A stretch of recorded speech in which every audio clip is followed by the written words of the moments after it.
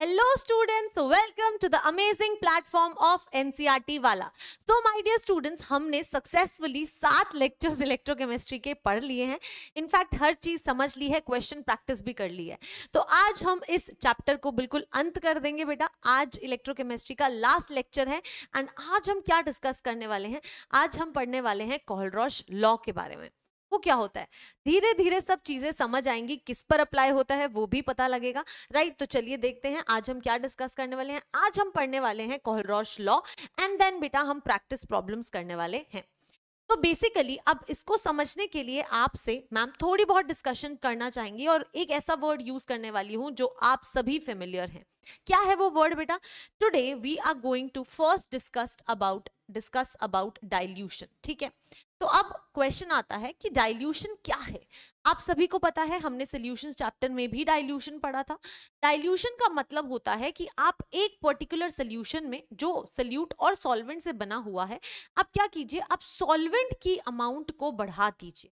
Solute उतना ही रखो, बस सॉल्वेंट बढ़ा दो, तो क्या होगा? कुछ नहीं मैम, उस प्रोसेस को डाइल्यूशन कहते है ना। यस, अब मैं इसको आपको समझाती हूँ मोलारिटी का एग्जांपल लेके। मोलारिटी क्या होता था? Number of moles divided by volume of solution.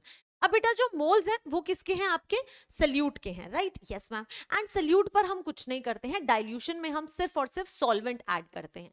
तो अगर आप सॉल्वेंट ऐड करेंगे तो बेसिकली मैम सॉल्यूशन की वॉल्यूम जो है वो इंक्रीज हो जाएगी, है ना। क्या आपके सॉल्यूट के मोल्स पर कोई फर्क पड़ेगा?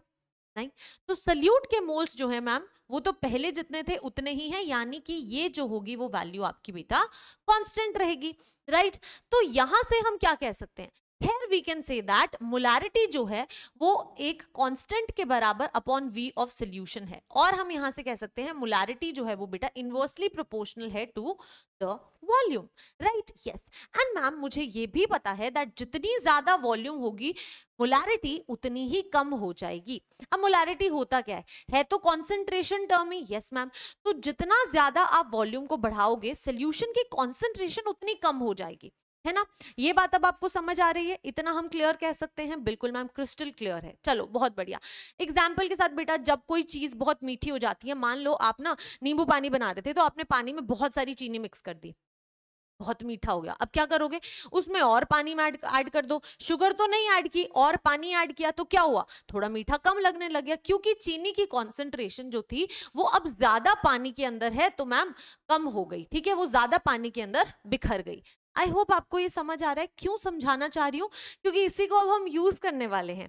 क्योंकि बेटा आपने 3 तरह की कंडक्टिविटीज इस पर्टिकुलर चैप्टर में पढ़ी है, और वो 3 तरह की कंडक्टिविटीज क्या है सबसे पहले हम उन्हें लिख लेते हैं, क्योंकि ये जो हमने डाइल्यूशन पढ़ा है वो हम उसी पे अप्लाई करने वाले हैं। ठीक है, तो पहली जो आपने जो पहली कंडक्टिविटी आपने पढ़ी थी वो आपने नॉर्मल कंडक्टिविटी, क्या बोल रही है मैम, आपने नॉर्मल कंडक्टिविटी पढ़ी थी, राइट। यस, जिसको आप के से रिप्रेजेंट करते थे, जिसको कई जगहों पे कापा भी बोला जाता है। दिस इज योर कंडक्टिविटी, जिसको स्पेसिफिक कंडक्टेंस भी बोला जाता है, राइट। यस, तो यहां तक तो कोई इशू नहीं है, परफेक्ट है। आपके पास में इलेक्ट्रोलाइट्स हैं और इलेक्ट्रोलाइट्स में आपने एक पर्टिकुलर अमाउंट ले लिया, उसकी आप कंडक्टिविटी फाइंड आउट कर रहे हो, परफेक्ट, कोई इशू नहीं। चलो बहुत बढ़िया।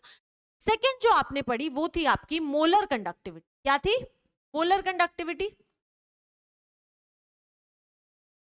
और मैम मोलर कंडक्टिविटी क्या थी? 1 मोल इलेक्ट्रोलाइट की जो कंडक्टिविटी होती है वो आपकी मोलर कंडक्टिविटी होती है। एंड सिमिलरली अगर आप थर्ड की बात करोगे तो आपने पढ़ा इक्विवेलेंट कंडक्टिविटी। मैम एक इक्विवेलेंट इलेक्ट्रोलाइट की जो कंडक्टिविटी होती है वो होती है हमारी इक्विवेलेंट कंडक्टिविटी, राइट। यस, तो परफेक्ट है, यहां तक तो किसी को कोई दिक्कत नहीं है, क्रिस्टल क्लियर है। चलो बहुत बढ़िया। तो मैम हमने ये 3 कंडक्टिविटीज पढ़ी, अब बताओ कि कैसे इस पे डाइल्यूशन को अप्लाई करना है। अब बेटा आपने जब भी आपने कोई सेल पढ़ा, आपने इलेक्ट्रोलिटिक सेल पढ़ा, आपने गैल्वेनिक सेल पढ़ा, उनमें हमेशा एक एक्वस सॉल्यूशन होता था, है ना। याद करो, जब मैंने आपको इलेक्ट्रोलिटिक सेल पढ़ाया तो मैंने यहाँ पर बोला था कि ये आपके यहाँ पर सॉल्यूशन जो है वो क्या है? एक्वस, मैम ने बोला था लेट अस से मोल्टन NaOH है, वैसे तो कोई भी हो सकता है, मोल्टन NaCl भी हो सकता है, मोल्टन NaOH भी हो सकता है, कुछ भी हो सकता है, या फिर एक्वस NaOH ले लो, ठीक है। अलग अलग तरह के आपके इलेक्ट्रोलाइट सॉल्यूशंस यहाँ पर प्रेजेंट थे, राइट, यस। तो ये जो सॉल्यूशंस होते हैं ये बेटा कंडक्टिविटी, ऑब्वियसली मैम इनके ऊपर कंडक्टिविटी डिपेंड करती है। और बेटा जब सॉल्यूशंस के अंदर आप कंडक्टिविटी की बात करते हैं तो उसमें चार्ज कैरियर्स क्या होते हैं मैम? आयंस होते हैं, राइट। ये तो सभी को याद है कि आयंस जो होते हैं वो आपके चार्ज कैरियर्स होते हैं। चलो यहां तक भी आपको सारी बातें क्लियर है, ओके। तो अब हम क्या पढ़ने वाले हैं, अब हम इसके आगे क्या डिस्कशन करने वाले हैं, अब उसकी बात करते हैं। तो बेटा हम इन तीनों कंडक्टिविटीज पर डाइल्यूशन का क्या इफेक्ट होगा वो देखना चाहते हैं, ठीक है। अब देखो वन बाय वन हर एक चीज की बात करते हैं। अगर आपने डाइल्यूशन को इंक्रीज किया, अगर आपने डाइल्यूशन को इंक्रीज किया यानी कि आपने डाइल्यूशन किया, तो इसका मतलब है कि आप वॉल्यूम को बढ़ा रहे हो। हाँ, और आपको पता है कि वॉल्यूम को बढ़ाने से मैम जो कॉन्सेंट्रेशन होती है वो कम हो जाती है। यानी कि मान लो आपके पास में एक मोल या फिर 1 ग्राम से शुरू समझो, आपके पास में 1 ग्राम इलेक्ट्रोलाइट था, आपने पानी डाल दिया और क्या हो गया, अब वो पूरे आयंस जो थे वो और ज्यादा बड़ी वॉल्यूम में प्रेजेंट है, राइट, यस। तो अब हम स्पेसिफिक कंडक्टेंस या फिर कंडक्टिविटी की बात करते हैं। तो बेटा स्पेसिफिक कंडक्टेंस या कंडक्टिविटी जो होती है वो एक पर्टिकुलर अमाउंट ऑफ, एक पर्टिकुलर वॉल्यूम, एक पर्टिकुलर अमाउंट ऑफ आपका क्या ले लेती है, सोल्यूशन। जैसे कि आपका ये पूरा सोल्यूशन है, आपका ये पूरा सोल्यूशन था, इसमें से लेट अस से 1 मीटर क्यूब, हमने 1 मीटर क्यूब वॉल्यूम ले ली और हमने इसके अंदर कंडक्टिविटी मेजर कर ली, वो होती है specific conductance, conductance per unit volume. Conductance per unit volume को आप स्पेसिफिक कंडक्टेंस कहते हो कि आप एक पर्टिकुलर अमाउंट ले लेते हो, ठीक है। अब इमेजिन करो पहले आपके आयंस जो थे वो इतनी वॉल्यूम के अंदर प्रेजेंट थे, ठीक है। हाँ, मान लो 5 आयंस इतनी वॉल्यूम में प्रेजेंट थे। तो जब आपने इसकी 1 मीटर क्यूब वॉल्यूम ली, तो आपने इतनी सी ली, तो मान लो 1 मीटर क्यूब में आपके पास में 3 आयंस आ गए, ठीक है। ये मैं सिर्फ समझा रही हूं, ऐसा होता नहीं कि सिर्फ 2 या 3 आयंस हो, बट समझा रही हूं, ठीक है। अब आपने क्या किया, आपने डाइल्यूशन कर दिया। डाइल्यूशन का मतलब होता है आपने और सॉल्वेंट ऐड कर दिया। अगर आपने और सॉल्वेंट ऐड कर दिया तो यानी कि अब क्या हुआ मैम, अब आपकी वॉल्यूम जो है वो बढ़ गई। अगर बेटा वॉल्यूम बढ़ गई तो जो ये आयंस है, ये जो आपके आयंस है, इन आयंस के पास क्या हुआ, इन आयन के पास और ज्यादा जगह हो गई इधर उधर घूमने के लिए, तो ये और ज्यादा घूमेंगे।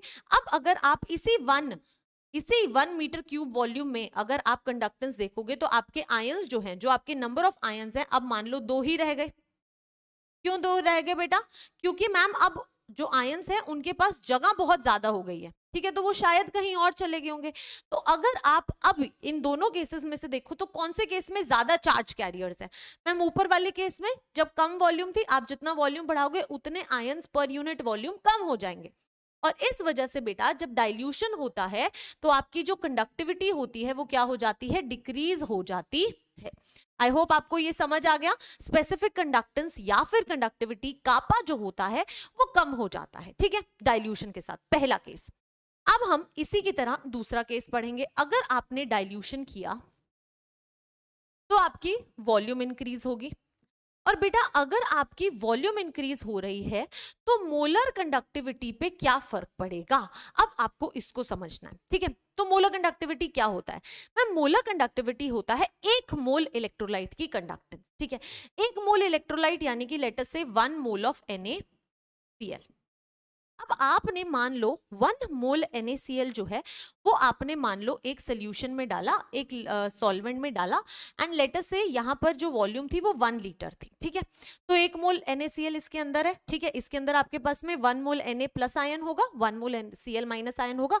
जहां पर ये पूरा मोल प्रेजेंट होगा आप उसकी कंडक्टेंस मेजर कर लोगे, वो होगी आपकी मोलर कंडक्टिविटी। अब बेटा आपने वॉल्यूम को बढ़ा दिया, आपने 2 लीटर वॉल्यूम कर दी। अब मुझे बताओ 2 लीटर वॉल्यूम करने से क्या आपके इलेक्ट्रोलाइट के मोल्स पर कोई फर्क पड़ा? जो पहले 1 मोल थे अभी भी वो 2 लीटर वॉल्यूम में है, लेकिन है तो वही ना। हाँ, और बेटा अब क्या हुआ, अब आपके यही 1 मोल आयंस जो हैं, इन 1 मोल आयंस के पास में और ज्यादा वॉल्यूम हो गई फ्रीली मूव करने के लिए। पहले मान लो 1 मोल आयंस जो थे वो ऐसे थोड़ी थोड़ी जगह में घूम रहे थे, ठीक है, लेकिन आपने उनको और खुली जगह दे दी, इस रूम को और खुला कर दिया, अब वो और ज्यादा तेज तेज तेज भागेंगे। तो आयंस कितनी स्पीड से भाग रहे हैं वो भी तो कंडक्टेंस इंक्रीज करता है ना। यस तो बेटा 1 मोल इलेक्ट्रोलाइट की कंडक्टेंस जो है वो इंक्रीज हो जाती है डाइल्यूशन पे। क्यों? क्योंकि 1 मोल तो 1 मोल ही रहता है। स्पेसिफिक कंडक्टेंस में तो आप 1 मीटर क्यूब यानी कि 1 पर यूनिट वॉल्यूम देख रहे थे, तो नंबर ऑफ आयंस कम हो रहे थे। लेकिन मोलर कंडक्टिविटी में मैम आप 1 मोल इलेक्ट्रोलाइट ही देखोगे, चाहे 1 लीटर वॉल्यूम में देखो चाहे 2 लीटर वॉल्यूम में देखो। अगर हम 2 लीटर में देखेंगे तो आयंस तो उतने ही रहेंगे, 1 मोल ही रहेंगे, लेकिन उनकी स्पीड ज्यादा हो जाएगी क्योंकि उनको ज्यादा वॉल्यूम मिल गई है और इस वजह से कंडक्टेंस इंक्रीज हो जाएगी। और इसीलिए बेटा मोलर डाइल्यूशन इंक्रीज करने पे मोलर कंडक्टिविटी जो होती है वो इंक्रीज हो जाती है। ठीक है, आई होप अगर ये समझ आया तो आप थर्ड केस भी समझ सकते हैं। अगर आपने डाइल्यूशन को इंक्रीज किया तो वॉल्यूम इंक्रीज होगी, और वॉल्यूम इंक्रीज होगी तो आपकी इक्विवेलेंट कंडक्टेंस पे क्या फर्क पड़ेगा। इक्विवेलेंट कंडक्टेंस एक इक्विवेलेंट इलेक्ट्रोलाइट होता है उसकी कंडक्टेंस, तो एक इक्विवेलेंट ही रहेगा, चाहे आप वॉल्यूम को बढ़ा दो या कम कर दो। अगर आपने बढ़ा दिया बस उन आयंस को ज्यादा जगह मिलेगी मूव करने के लिए और उस वजह से उनकी कंडक्टेंस इंक्रीज हो जाएगी। तो मैम इक्विवेलेंट कंडक्टिविटी भी इंक्रीज हो जाती है। अब अगर आप इसको लिखना चाहते हो तो आप कैसे लिखोगे। On dilution number of ions per unit volume decreases and as a result specific conductance or conductivity decrease।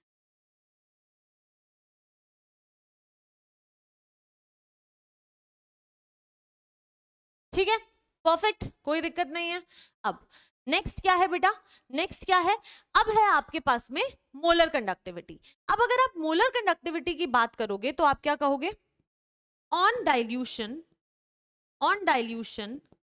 The volume for 1 mole electrolyte increases and hence molar conductivity. Similarly आप इक्विवेलेंट कंडक्टिविटी के लिए भी same इसी तरह से लिख सकते हैं। आई होप यहां तक किसी को कोई डाउट नहीं है। परफेक्ट, ये हम क्यों समझ रहे थे मैं अब आपको समझाती हूं। क्योंकि बेटा अब जो है हम ग्राफ्स प्लॉट करने वाले हैं, कुछ ग्राफ्स प्लॉट करने वाले हैं। उन ग्राफ्स को समझना, एक आप कर लोगे तो बाकी के तीनों आप खुद बना लोगे। आई मीन एक आप समझ लोगे तो बाकी के तीनों आप खुद बना लोगे। ठीक है, तो बेसिकली यहां पर होगा क्या, यहां पर मैंने आपके सामने y एक्सिस बनाया और x एक्सिस बनाया। ठीक है, यहां पर आपकी इक्विवेलेंट कंडक्टेंस होगी और यहां पर आपकी कॉन्सेंट्रेशन का रूट होगा। तो यहां पर लैम्डा ई जो है वो क्या है, आपकी इक्विवेलेंट कंडक्टिविटी, और C जो है वो है कॉन्सेंट्रेशन ऑफ इलेक्ट्रोलाइट। तो ये आपके इलेक्ट्रोलाइट की क्या है बेटा, कॉन्सेंट्रेशन है। ठीक है, कोई इशू नहीं है यहां तक, परफेक्ट। अब हम पहले डिस्कशन करेंगे एक स्ट्रॉन्ग इलेक्ट्रोलाइट के लिए, एक स्ट्रॉन्ग इलेक्ट्रोलाइट। अब मैम इसके लिए आपको हमें ये तो बताना पड़ेगा ना कि इलेक्ट्रोलाइट क्या होता है, तो चलिए पहले इलेक्ट्रोलाइट की डिस्कशन करते हैं। अब बेटा मेजरली 2 तरह के इलेक्ट्रोलाइट्स होते हैं। ठीक है, थोड़ा बहुत इसके बारे में आपने अपने आयनिक इक्विलिब्रियम में पढ़ा होगा, अगर नहीं पढ़ा तो कोई बात नहीं, मैम है यहाँ पर आपको बताएंगी। तो बेसिकली क्या होता है, you have 2 types of electrolyte, have 2 types of electrolyte. अब वो 2 टाइप ऑफ इलेक्ट्रोलाइट क्या होते हैं, एक होता है आपका स्ट्रॉन्ग इलेक्ट्रोलाइट और एक होता है आपका वीक इलेक्ट्रोलाइट।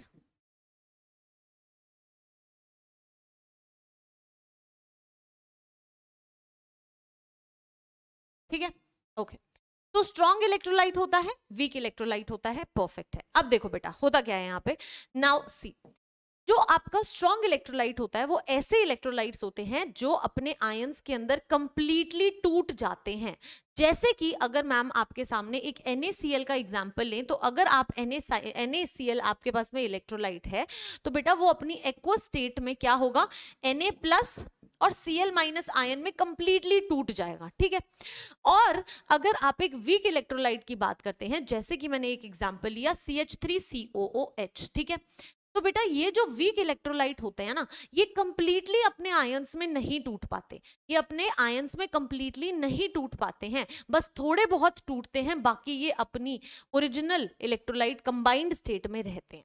तो ये थोड़े बहुत ही दे पाते हैं, इसलिए हम ऐसा इक्विलिब्रियम शो करते हैं और ये आपको इस तरीके से मिलते हैं, ठीक है। अब आपको पता है कि मैम अगर एक स्ट्रॉन्ग इलेक्ट्रोलाइट होगा तो वो ज्यादा कंडक्ट कर पाएगा, क्योंकि उसके ज्यादा नंबर ऑफ आयंस हमें मिल पाएंगे, क्योंकि वो कंप्लीटली आयनाइज होता है। लेकिन एक वीक इलेक्ट्रोलाइट जो है वो कम कंडक्ट कर पाएगा, क्योंकि कम नंबर ऑफ आयंस हमें मिलेंगे, राइट। अगर आपके पास में 1 मोल NaCl और 1 मोल CH3COOH है तो 1 मोल NaCl ज्यादा कंडक्ट करेगा, क्योंकि आपके पास में वो कंप्लीटली आयनाइज हो जाएगा। लेकिन CH3COOH जो है वो थोड़ा सा ही आयंस में कन्वर्ट होगा, तो मैम वो कम आयन कंडक्ट कर पाएगा। यहां तक किसी को कोई डाउट नहीं है। अब बेटा अगर इतना समझ आ गया तो आपको सिर्फ ये समझना था कि स्ट्रॉन्ग इलेक्ट्रोलाइट और वीक इलेक्ट्रोलाइट के बीच में डिफरेंस क्या होता है, ठीक है। इसकी डेफिनेशन अगर आप लिखना चाहते हो तो it gets completely ionized in its aqueous state, ठीक है। और अगर आप वीक इलेक्ट्रोलाइट की बात करते हो तो it gets partially ionized in its aqueous state, ठीक है। परफेक्ट है, कोई दिक्कत नहीं है यहां तक, चलो बहुत बढ़िया। अब आपको कुछ एग्जाम्पल्स बताने हैं। देखो आपके सिलेबस में तो ज्यादातर सॉल्ट्स ही हैं, ठीक है, और जितने भी सॉल्ट्स होते हैं सारे के सारे स्ट्रॉन्ग इलेक्ट्रोलाइट होते हैं। स्टिल मैं आपको बताती हूँ बेटा, जो आपके स्ट्रॉन्ग एसिड्स होते हैं जैसे कि HCl, मैं स्ट्रॉन्ग एसिड लिख देती हूँ और एग्जाम्पल लिख देती हूँ HCl। तो बेटा HCl जो है वो कंप्लीटली अपने आयंस में आयनाइज होता है। सिमिलरली स्ट्रॉन्ग बेस जैसे कि NaOH, तो जो NaOH होता है वो भी स्ट्रॉन्ग बेस होता है और वो भी कंप्लीटली आयनाइज होता है। और बेटा सारे के सारे सॉल्ट्स, सभी सॉल्ट्स जैसे कि NaCl हो गया, NH4Cl हो गया, तो इस तरीके से जितने भी सॉल्ट्स होते हैं वो सारे के सारे आपके स्ट्रॉन्ग इलेक्ट्रोलाइट्स होते हैं। अगर आप वीक इलेक्ट्रोलाइट्स की बात करते हो तो बेटा वीक इलेक्ट्रोलाइट्स के एग्जांपल्स की अगर हम बात करें तो एक वीक एसिड जैसे कि CH3COOH, एक वीक बेस जैसे कि NH4OH, ठीक है, ये है आपका वीक एसिड और ये है आपका वीक बेस। तो ये बहुत ही कम कंडक्टिविटी दिखा पाते हैं क्योंकि ये कंप्लीटली अपने आयंस में नहीं टूट पाते, ठीक है। जितने ज्यादा आयंस उतनी ज्यादा कंडक्टिविटी शो कर देंगे। आई होप यहां तक किसी को कोई डाउट नहीं है, परफेक्ट। तो आप इसे नोट कर सकते हो जितना भी हमने लिखा है, ठीक है, इसको नोट कर लो, फिर इसको नोट कर लो और फिर इसे नोट कर लो, ठीक है। चलो अब हम यहाँ आ गए हैं और अब हम प्लॉट ड्रॉ करने वाले हैं। तो भाई अब इसको समझना है, प्लॉट ड्रॉ करने से पहले तो समझेंगे कैसे। अब देखो अगर आप अगर आप देखो तो लैम्डा ई मतलब कि ये क्या है आपकी इक्विवेलेंट कंडक्टिविटी, ठीक है। तो इक्विवेलेंट कंडक्टिविटी जो है वो मैम इस तरीके से इंक्रीज हो रही है वाई एक्सिस के अलोंग। ये जो सी है बेटा ये आपकी कॉन्सेंट्रेशन जो है वो इस तरफ इंक्रीज, आपको पता है दैट कॉन्सेंट्रेशन जो होती है वो इनवर्सली प्रोपोर्शनल होती है टू वॉल्यूम। कोई भी मोलारिटी कोई भी ले लो बेटा, मोलारिटी ही होती है मोस्ट केसेस में कॉन्सेंट्रेशन, तो वो इनवर्सली प्रोपोर्शनल होती है वॉल्यूम के। आपको पता है आप जितना ज्यादा वॉल्यूम को इंक्रीज करोगे उतना ही कम आपकी कॉन्सेंट्रेशन हो जाएगी, यानी कि जितना ज्यादा डाइल्यूशन करोगे कॉन्सेंट्रेशन उतनी कम होगी, क्योंकि डाइल्यूशन का मतलब है वॉल्यूम को बढ़ाना, ठीक है। अब देखो आपके पास में एक इलेक्ट्रोलाइट है, आप इलेक्ट्रोलाइट की और ये मोलर इक्विवेलेंट कंडक्टिविटी है। आपको पता है दैट जब वॉल्यूम इंक्रीज होती है तो इक्विवेलेंट कंडक्टिविटी जो होती है वो भी इंक्रीज होती है। यानी कि आप एक चीज कह सकते हो कि मैम अगर इस साइड कॉन्सेंट्रेशन इंक्रीज हो रही है तो पक्का इस साइड जो है वो मेरा वॉल्यूम इंक्रीज हो रहा होगा और मैम डाइल्यूशन ज्यादा हो रहा होगा, है ना। इस साइड मूव करोगे तो, और जैसे जैसे यहां पर आ जाओगे, ये 0 पॉइंट है मैम, ये 0 पॉइंट जो है वो पॉइंट है जहां पर आपने क्या कर दिया है, आपने इनफाइनाइट डाइल्यूशन कर दिया है। क्यों इनफाइनाइट डाइल्यूशन बोल रही हूं, क्योंकि यहाँ पे कॉन्सेंट्रेशन 0 दिखाई है, तो 0 कॉन्सेंट्रेशन का मतलब है कि आपने इतना डाइल्यूशन कर दिया है, वॉल्यूम को इतना बढ़ा दिया है कि उसकी कॉन्सेंट्रेशन एकदम 0 हो गई है, ठीक है। तो या तो बोल दो इसको इनफाइनाइट डाइल्यूशन या फिर बोल दो कॉन्सेंट्रेशन जो है वो नियरली इक्वल टू 0 है, ठीक है। तो ये पॉइंट वो है। अब आपको पता है कि जहां पे मैक्सिमम डाइल्यूशन होगा वहां पे मैक्सिमम क्या होगी, आपकी वॉल्यूम बढ़ेगी और वहां पे इक्विवेलेंट कंडक्टिविटी मैक्सिमम होगी, है ना। तो जो प्लॉट बनता है वो बेटा एक स्ट्रेट लाइन प्लॉट बनता है इस तरीके से, ठीक है। ये सीधी लाइन है, ये आपको अज्यूम करना है। अब बेटा यहां तक तो इलेक्ट्रोलाइट्स को यूज करके साइंटिस्ट ने ये प्लॉट बना लिया, ठीक है।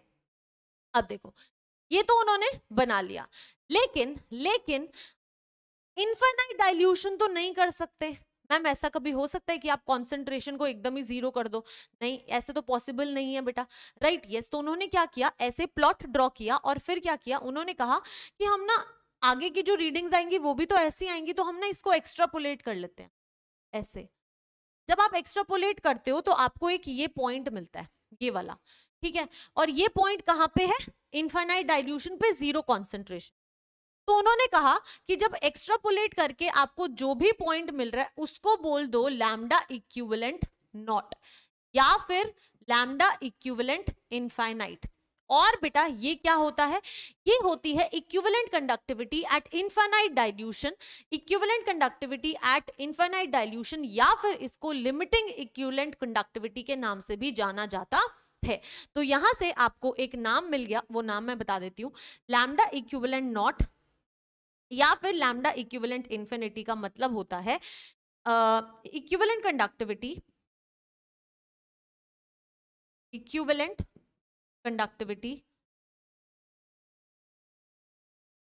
एट इनफाइनाइट डाइल्यूशन,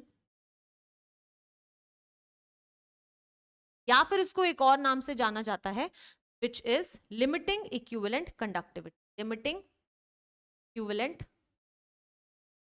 कंडक्टिविटी, ठीक है। कोई दिक्कत यहां तक नहीं, आई थिंक यहां तक सारी चीजें क्लियर है। और बेटा ये जो प्लॉट होता है, ये प्लॉट जो है वो एक इक्वेशन से फाइंड आउट किया जाता है जिसे डिबाय इक्वेशन कहा जाता है। और ये इक्वेशन क्या होती है, lambda equivalent is equal to lambda equivalent not minus A root C, not है बेटा ये। अब आप कहोगे ये क्या होता है मैम, आप एक चीज देखो, तो ये एक स्ट्रेट लाइन इक्वेशन है, स्ट्रेट लाइन है, तो बेटा ये इस इक्वेशन को फॉलो करती है हर पॉइंट पे, इसी के अंदर वैल्यूज पुट कर करके सारी कैलकुलेशंस की गई हैं, ठीक है। यहां पे लैम्डा इक्विवेलेंट क्या है, equivalent conductivity,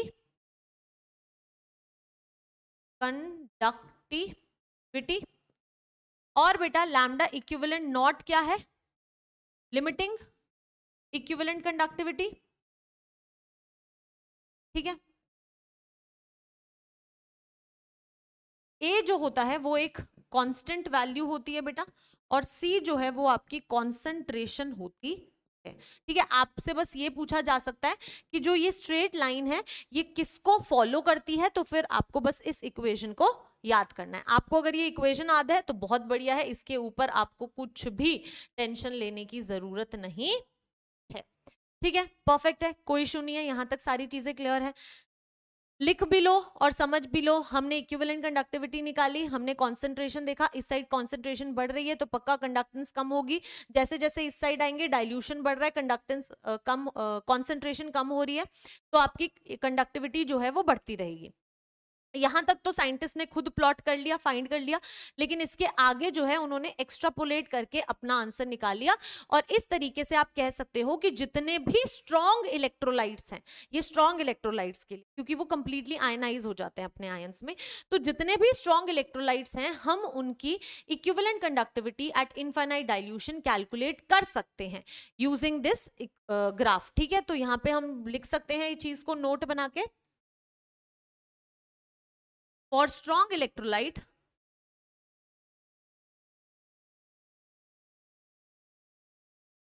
we can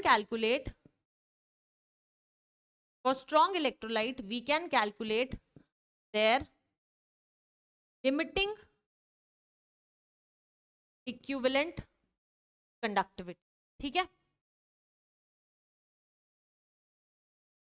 through graph, आप ग्राफ से इनकी इक्विवेलेंट कंडक्टिविटी इनफाइनाइट डाइल्यूशन पे या फिर लिमिटिंग इक्विवेलेंट कंडक्टिविटी कैलकुलेट कर सकते हो। क्लियर है, यहां तक कोई डाउट नहीं है? परफेक्ट, आगे बढ़ो भाई। लिख लिया इस चीज को, इसको लिख लिया, इसको लिख लिया। तो बेटा अब आ जाओ वीक इलेक्ट्रोलाइट पे। अब हम बात करेंगे वीक इलेक्ट्रोलाइट की। ठीक है, सेम जैसे आपने स्ट्रॉन्ग के लिए किया था, अब मैं आपको एक ग्राफ प्लॉट करवाऊंगी वीक इलेक्ट्रोलाइट्स के लिए। वीक इलेक्ट्रोलाइट्स कौन से होते हैं? जो कंप्लीटली अपने आयंस में टूटते नहीं हैं। ठीक है, तो वीक इलेक्ट्रोलाइट में क्या होगा? आपके पास में ऐसे एक स्ट्रेट लाइन होगी, आपके पास में ऐसे एक स्ट्रेट लाइन है। ठीक है, अगेन यहां पे लैम्डा इक्विवेलेंट आएगा और यहां पे आपकी रूट सी आएगी। ठीक है, अब बेटा आपको पता है कि वीक इलेक्ट्रोलाइट्स जो होते हैं वो मैम कंप्लीटली आयनाइज नहीं होते, तो उनकी कंडक्टेंस जो होती है, कंडक्टिविटी जो होती है वो बहुत कम होती है। लेकिन आपको एक लॉ याद है जिसको कहा जाता था ऑस्टवर्ल्ड डाइल्यूशन लॉ? आपने कहीं पढ़ा होगा ऑस्टवर्ल्ड डाइल्यूशन लॉ। मैं लिखवा देती हूं, Ostwald dilution law.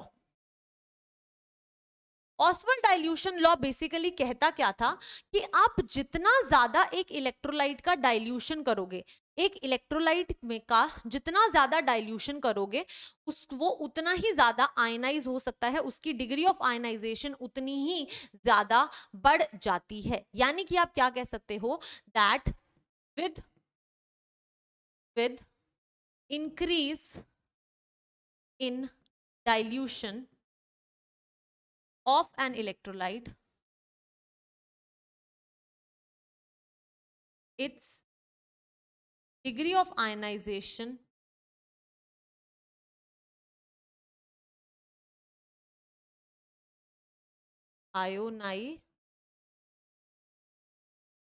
also increase। ठीक है, ये आपने पढ़ा होगा कहीं बेटा, जब आप कहा क्या पढ़ रहे थे, आयनिक इक्विलिब्रियम पढ़ रहे थे। आयनिक इक्विलिब्रियम में क्या होता है कि मान लो आपके पास में एक वीक इलेक्ट्रोलाइट है जो बहुत ही कम आयनाइज हो रहा है, अगर आप उसकी कॉन्सेंट्रेशन को कम कर दो और पानी बढ़ाते रहो तो वो ज्यादा आयनाइज हो सकता है। ठीक है, तो ऑस्टवर्ल्ड डाइल्यूशन लॉ यही कहता है कि जितना ज्यादा डाइल्यूशन करोगे एक इलेक्ट्रोलाइट उतना ही ज्यादा आयनाइज हो सकता है। ठीक है, तो यानी कि मैम ऑस्टवर्ल्ड डाइल्यूशन लॉ को यूज करते हुए हम कह सकते हैं दैट अगर हम इस साइड हम डाइल्यूशन इंक्रीज कर रहे हैं, वॉल्यूम को बढ़ा रहे हैं, तो मैम हम ये कह सकते हैं कि जैसे जैसे हम इस साइड मूव करेंगे वीक इलेक्ट्रोलाइट की भी कंडक्टेंस बढ़ेगी। Right, yes. लेकिन बेटा जो प्लॉट साइंटिस्ट ने ड्रॉ किया वीक इलेक्ट्रोलाइट के लिए वो कुछ इस तरीके से आया। पहले क्या हुआ, वो पहले इंक्रीज हुआ बहुत धीरे धीरे, जैसे जैसे डाइल्यूशन कर रहे हो वो थोड़ा थोड़ा बढ़ रहा है, फिर अचानक से वो ऐसे बढ़ा, अचानक से। ठीक है, तो इस तरीके का प्लॉट, हाँ होता तो इंक्रीज ही है, लेकिन इस तरीके का प्लॉट जो है वो एक वीक इलेक्ट्रोलाइट के लिए मिला। ये आपका क्या था मैम, 0 पॉइंट था जहां पे क्या हो रहा है, इनफाइनाइट डाइल्यूशन। Right, yes. तो बेटा ये आपका इनफाइनाइट डाइल्यूशन था। अब ठीक है मैम, वीक इलेक्ट्रोलाइट भी हमें समझ आ गया, आपको पता है लैम्डा इक्विवेलेंट और कंसंट्रेशन तो क्या है, तो मैं यहां लिख नहीं रही। अब देखो बेटा, अगर मैं आपसे पूछूं कि क्या आप एक वीक इलेक्ट्रोलाइट का लिमिटिंग इक्विवेलेंट कंडक्टिविटी यानी कि लैम्डा इक्विवेलेंट नॉट जो है, क्या आप एक वीक इलेक्ट्रोलाइट का कैलकुलेट कर सकते हो? देखो उसमें हम क्या कर रहे थे, एक्स्ट्रापोलेट कर रहे थे। लेकिन यहाँ पे आप कितना भी एक्स्ट्रापोलेट कर दो वो हमेशा इसके पैरेलल में चलेगा, कभी भी इसको कट नहीं करेगा। और अगर वो कट नहीं कर रहा है इसका मतलब है कि आप एक वीक इलेक्ट्रोलाइट का इनफाइनाइट डाइल्यूशन पे कंडक्टिविटी कभी कैलकुलेट नहीं कर सकते हो, राइट? यस। तो यहां से जो हमने फाइंड आउट किया उसको नोट बना के लिख लो, that we cannot calculate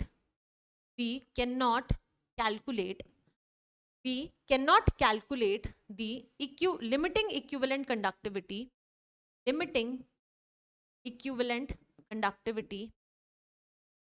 for a weak electrolyte using the graph. तो अब ग्राफ को यूज करके एक वीक इलेक्ट्रोलाइट की लिमिटिंग इक्विवेलेंट कंडक्टिविटी नहीं कैलकुलेट कर सकते हो, ठीक है? इतना क्लियर है बेटा? तो इसको लिख लो बिल्कुल, बस प्लॉट देखो और प्लॉट देख के आपको सब कुछ समझ आ रहा है कि यार ये तो ना पैरेलल में जाने लग गया, तो कभी कट नहीं करेगा तो हम इस पॉइंट पे फाइंड आउट कैसे करेंगे, राइट? यस। तो इस वजह से हम कैलकुलेशन नहीं कर सकते हैं, ये भी लिख लो। अब ये दो प्लॉट्स तो मैंने बना दिए, exactly same plots, exactly same बात जो है वो बेटा आपकी मोलर कंडक्टिविटी और कॉन्सेंट्रेशन के लिए होती है। यानी कि अगर आप इसको एक स्ट्रॉन्ग इलेक्ट्रोलाइट के लिए बनाओगे तो बिल्कुल सेम ग्राफ बनेगा। स्ट्रॉन्ग, काफी गलत स्पेलिंग लिखी है, स्ट्रॉन्ग इलेक्ट्रोलाइट,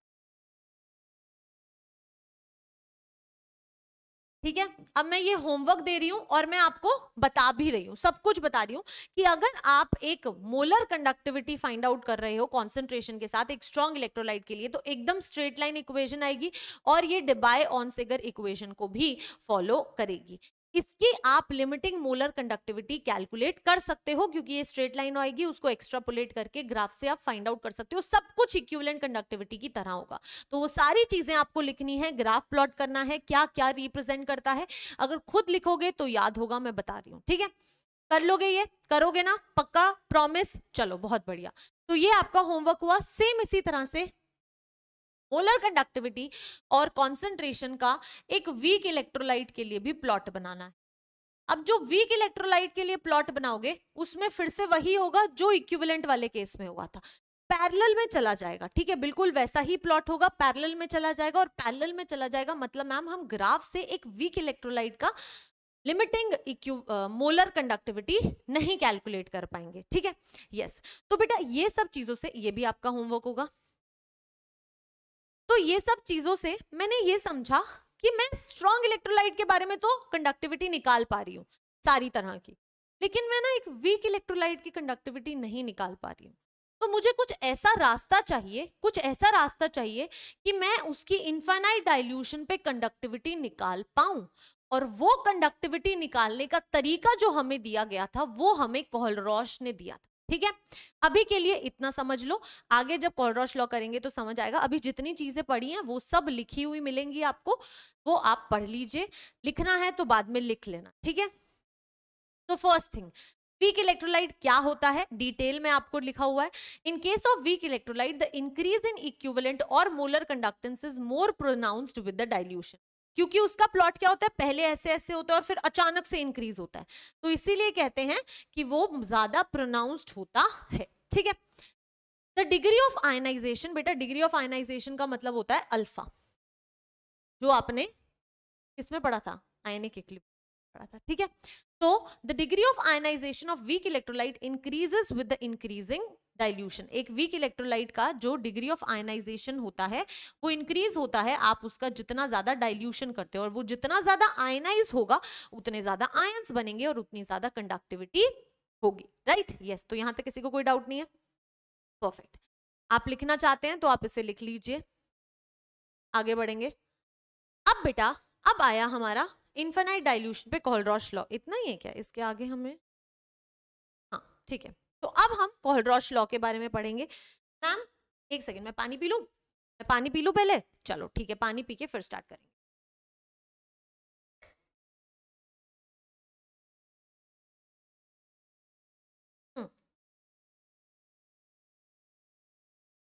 तो अब हुआ क्या, हुआ ये बेटा, कोलरॉश कहता कि ठीक है, हम एक स्ट्रॉन्ग इलेक्ट्रोलाइट की तो हर तरह की कंडक्टिविटी निकाल पा रहे हैं, इनफैक्ट इनफाइनाइट डाइल्यूशन पे भी निकाल पा रहे हैं, लेकिन हम उसकी लिमिटिंग वीक इलेक्ट्रोलाइट की इनफाइनाइट डाइल्यूशन पे क्यों नहीं निकाल पा रहे, इसका तो कोई सोल्यूशन होना चाहिए, है ना। हाँ, तो कोहलरॉश ने क्या किया, उसने देखा कि यार जब आयंस जो होते हैं, जब उनकी इनफाइनाइट डाइल्यूशन होती है, जब किसी भी इलेक्ट्रोलाइट की इनफाइनाइट डाइल्यूशन होती है, तो उसका मतलब क्या होता है पहले उसको समझो, ठीक है।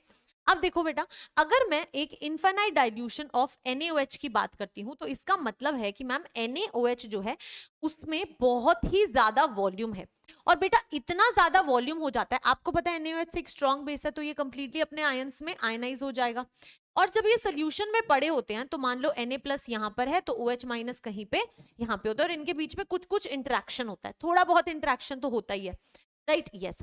लेकिन आप जितना ज्यादा वॉल्यूम बढ़ा देते हो, ये आयंस उतने ही ज्यादा दूर होते रहते हैं, आप जितना वॉल्यूम बढ़ाओगे आयंस उतने दूर होते रहेंगे।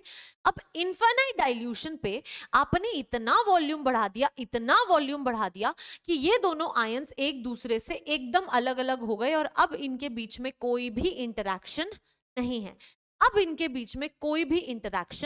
नहीं है, ठीक है।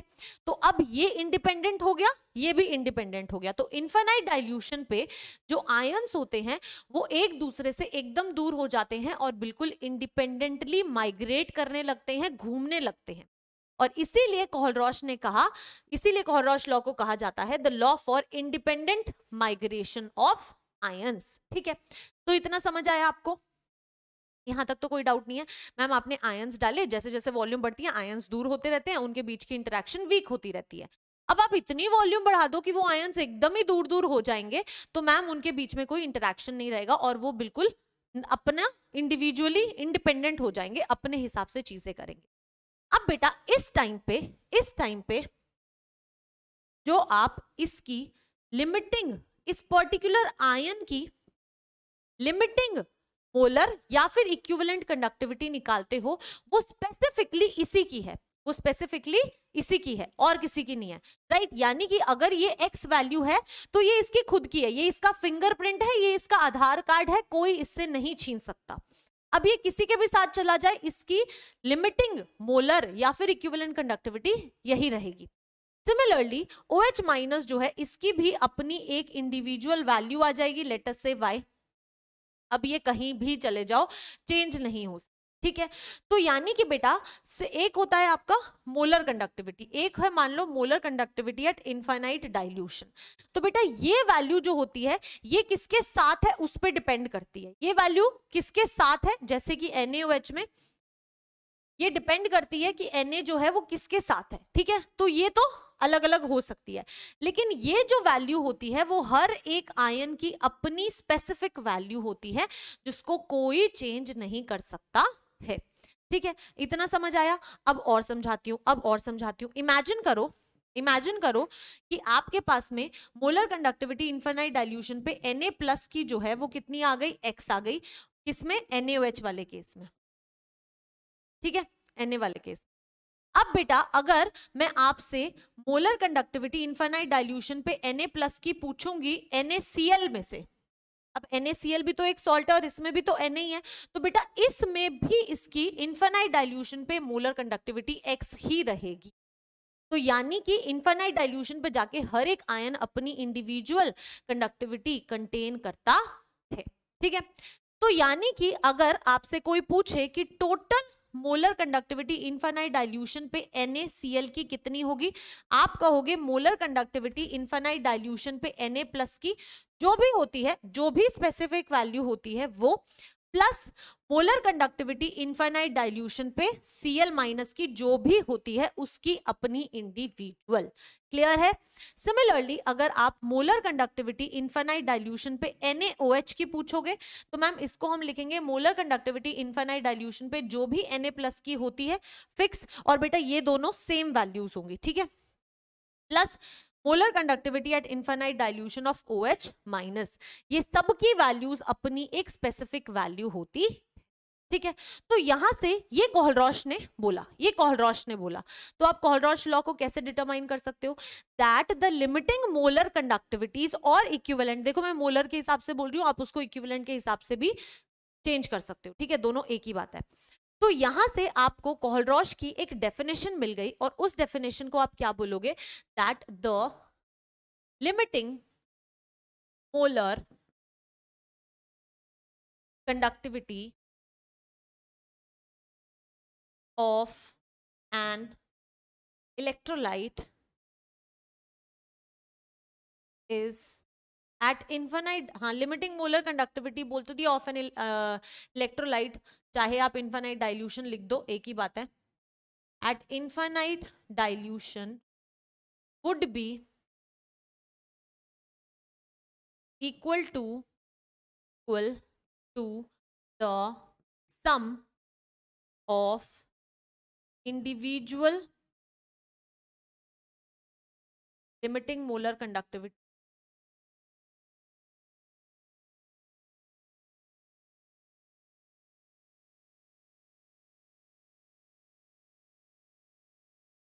molar conductivity of ions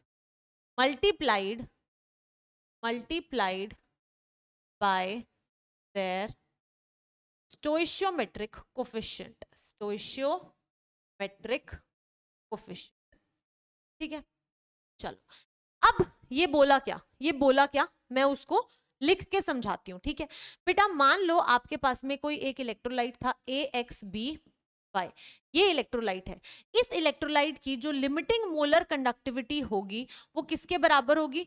वो बेटा x कितने हैं, A जो है वो आपके कितने हैं मैम? x है, तो यानी कि x into limiting molar conductivity of AY plus अब y b कितने हैं? y है, तो यानी कि y into molar conductivity at infinite dilution, या 0 लिख दो यहाँ पे b, और यहाँ पे आ जाएगा x माइनस, ठीक है। अब यार इसको देख के ना, इसको देख के मजा नहीं आता, इसको देख के ना समझ नहीं आता, ऐसा लगता है कि यार ये कितना कंफ्यूजिंग सा है, फॉर्मूला याद करना है क्या? मैं हूं ना, फॉर्मूला नहीं याद करना। अब देखो ये कह क्या रहा है, ये कहता कि अगर मोलर कंडक्टिविटी इनफाइनाइट डाइल्यूशन पे NaOH की फाइंड आउट करनी है, तो वो क्या होगी? मोलर कंडक्टिविटी इनफाइनाइट डाइल्यूशन पे Na प्लस की, plus molar conductivity infinite dilution पे OH माइनस, इसका भी एक ही था, OH भी एक ही था, तो ये हो गया। चलो अभी भी नहीं समझ आया, अगर नहीं समझ आया तो बेटा मोलर कंडक्टिविटी इनफाइनाइट डाइल्यूशन पे आप ढूंढो Na2SO4 की। अब Na2SO4 की कैसे आएगी? Na के कितने हैं आयंस आपके पास? 2, तो यानी कि बेटा इस बार ये 2 से मल्टीप्लाई होगा, तो molar conductivity infinite dilution of Na plus हो जाएगा, प्लस बेटा SO4 कितने हैं? एक ही है, तो यानी कि ma'am 1 into molar conductivity infinite dilution of SO4 to minus. तो ये ना बस फैंसी तरीका है लिखने का, बात तो यही है कि वो जितनी बार रिपीट हो रहा है उससे मल्टीप्लाई कर दो। एक और ट्राई कर लो, पहले खुद ट्राई कर लेना। Molar conductivity infinite dilution of Na3PO4 क्या हो जाएगा ma'am? 3 into molar conductivity infinite dilution of Na plus 1 into molar conductivity infinite dilution of PO4 to 3 minus. Easy, थोड़ा और कर लो, थोड़ा और चेंज करो इसको, infinite dilution of CA3PO4 whole twice, ठीक है। अब ये थोड़ा सा कॉम्प्लिकेट हो गया, क्या हो जाएगा देखो, Ca कितनी बार मल्टीप्लाई हो रहा है? 3 बार, तो यानी कि ma'am 3 molar conductivity infinite dilution of Ca2 plus बेटा PO4 कितनी बार रिपीट हो रहा है? 2 बार, तो यानी कि 2 into molar conductivity infinite dilution of PO4 minus. Easy, कोई दिक्कत? बस ऐसे करना, ठीक है, ओके। चलो भाई यहां तक तो समझ आ गया मैम कि सिंपल ये बोल रहे हैं कि उसको ओपन करके लिख दो और उसके आयंस की इंडिविजुअल मोलर कंडक्टिविटीज जो होंगी इनफाइनाइट डाइल्यूशन पे उसका सम हो जाएगा। अब बेटा अगर यही आप इक्विवेलेंट कंडक्टिविटी के लिए करते, अगर आप यही कोहलरॉश लॉ इक्विवेलेंट कंडक्टिविटी पे लगाते तो क्या होता? इक्विवेलेंट कंडक्टिविटी पे बेसिकली होता क्या है, आपको पता है कि इक्विवेलेंट कंडक्टिविटीज में स्टोइशियोमेट्रिक कोफिशिएंट से मल्टीप्लाई नहीं होता, यानी कि पहले डेफिनेशन लिख देती हूं फिर समझा देती हूं। The limiting equivalent conductivities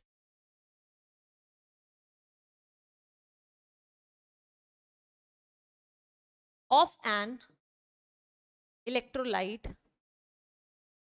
is at infinite dilution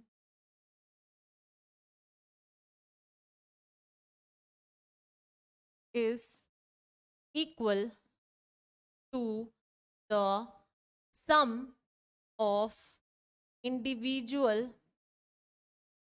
equivalent conductivities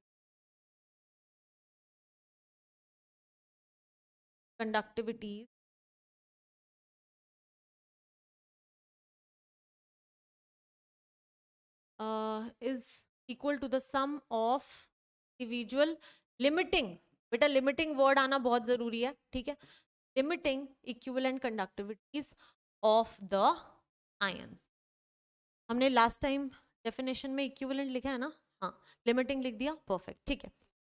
तो अब ये क्या कहता है, सेम वही चीज कहता है, सेम वही चीज कहता है, कहता कि अगर आपको इक्विवेलेंट कंडक्टिविटी निकालनी है NaOH की, तो वो क्या हो जाए, पहले तो उसे लिख लो general formula, equivalent conductivity of AX/BY, ये क्या होगा बेटा, this will be equal to equivalent conductivity of AY plus equivalent conductivity of BX minus, मतलब इसमें बस स्टोइशियोमेट्रिक कोफिशिएंट से मल्टीप्लाई नहीं करना होता, ठीक है। आगे देखो, आगे देखो, अगर आपको इक्विवेलेंट कंडक्टिविटी कैलकुलेट करनी है NaOH के लिए, तो वो किसके बराबर हो जाएगी, equivalent conductivity of Na plus limiting equivalent conductivity of OH minus. ये तो फिर इजी था, 1-1 था। अब थोड़ा और आगे बढ़ते हैं, अगर इक्विवेलेंट कंडक्टिविटी लिमिटिंग आपको निकालनी है Na2SO4 के लिए, तो वो किसके इक्वल हो जाएगी, मोलर में हम 2 से मल्टीप्लाई करते थे, इसमें किसी से मल्टीप्लाई नहीं करना, simple, equivalent conductivity of Na plus equivalent conductivity of SO4 minus. देखा, अगर यहाँ पे होता इक्विवेलेंट कंडक्टिविटी ऑफ Na3PO4, तो मैम ये हो जाता equivalent conductivity of Na plus equivalent conductivity of PO4 minus, ठीक है, कोई दिक्कत नहीं है। अगला वाला एक लास्ट कर लो, इक्विवेलेंट कंडक्टिविटी ऑफ Ca2 था ना, Ca2PO4 होल था, ये ट्वाइस था, इसको करोगे तो बस मैम मल्टीप्लाई नहीं करना, of Ca2 plus equivalent conductivity of PO4 minus, simple simple बेटा, बहुत ही आसान है, समझ आया कि नहीं, बिल्कुल। अब जो अगला चीज आती है, इसको पहले नोट कर लेना, ठीक है, इसको नोट कर लेना,